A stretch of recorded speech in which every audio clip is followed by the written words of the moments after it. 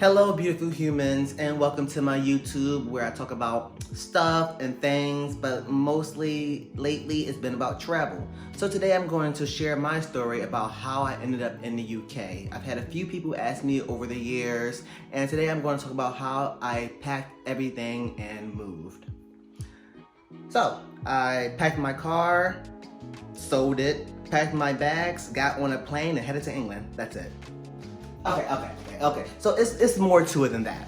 If you know me personally, you know that I was in the service for 6 years. For 3 of those 6 years, I was stationed in England as a part of my time in service. So I first moved to England in 2014 as a part of the Air Force, and I knew early on I wanted to make this place home. So being abroad as part of the military versus being here as an individual is way different. When you're here with the military, you're never alone. You literally get someone to be your support system as soon as you get off the plane. You're covered financially, and I feel like you don't get the full experience of being abroad, depending on which base you're at. So I knew I wanted to come back after my time in the military, and I knew that I wanted to get out the military. So when it came to around the summer of 2015, I kind of had this realization, like, I need to make a move.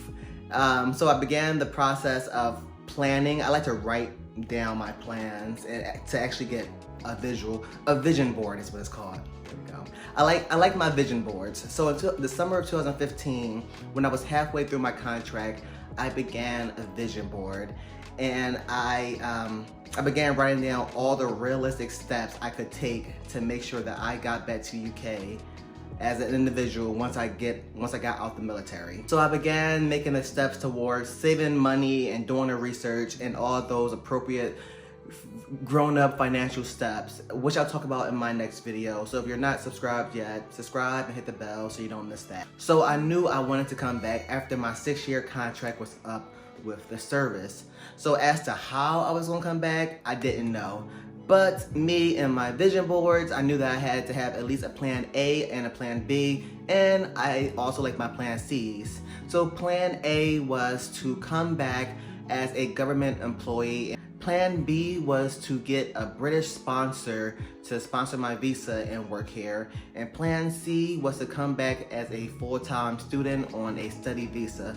For me, the choice was obvious because I knew I wanted to continue my studies and get at least my master's. So I began the process of applying for my student visa.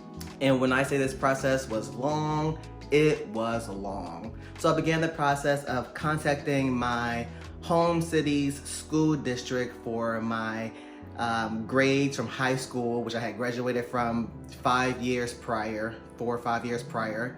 I got my SAT scores and all that other good stuff, and I started applying, getting letters of recommendations from my old supervisor in the Air Force, and writing my letter of intent, and I began applying to universities in the UK.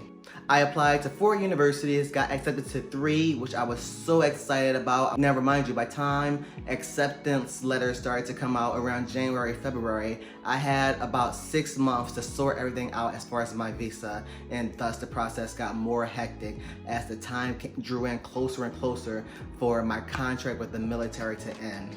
So I came to this period in my life where I was waiting for my last day in uniform, and an email from the visa office in Seattle saying, your visa is ready to be picked up. Please come to our office in Seattle to pick up your passport. That period of my life was the most exciting time ever. I couldn't have ever been happier to be at a point where one chapter was closing so close to another chapter opening. It was really an awkward time because during this time I'd already moved out of my apartment. I'd already sold half of my wardrobe. I sold all of my furniture that I had for years, and I was just packed out of a few suitcases staying with a friend. I was going between a friend's house and a hotel and back to my friend's house because I was waiting for my visa.